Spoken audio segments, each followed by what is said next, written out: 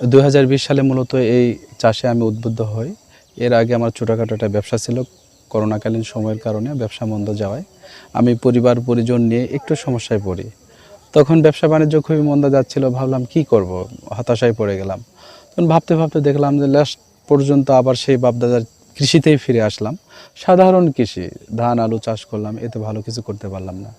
তখন এই আধুনিক কৃষির সন্ধানে অনলাইনে সার্চ করলাম, দেখি যে অনেক উদ্যোক্তারা এই সাইট্রাস নিয়ে যারা কাজ করতেছে তারা বেশ সফল।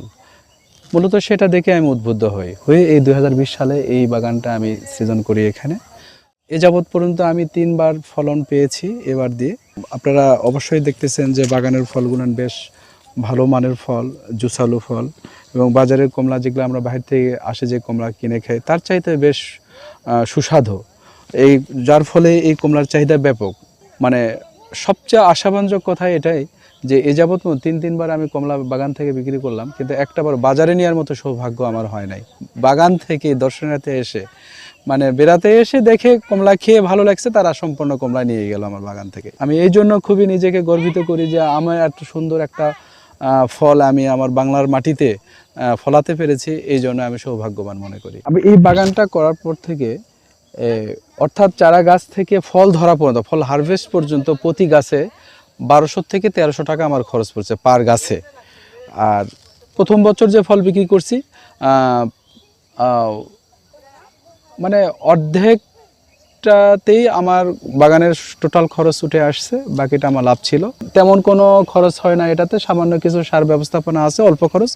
এভারেজে 20 থেকে 25 হাজার টাকা খরচ হয় বাৎসরিক 1 বিঘা জমিতে। টোটাল আমার ফল ধরা পর্যন্ত খরচ হয়েছে 1 লক্ষ থেকে 1,20,30 হাজার টাকা এরকম।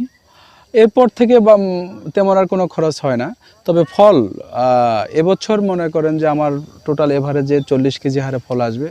100 পিস গাছে ফল আসছে, 100 মণ ফল পাবো। আর বর্তমান বাজার ব্যবস্থায় যে দরে বিক্রি করতেছি 10,000 টাকা মণ হারে আমি বিক্রি করতে।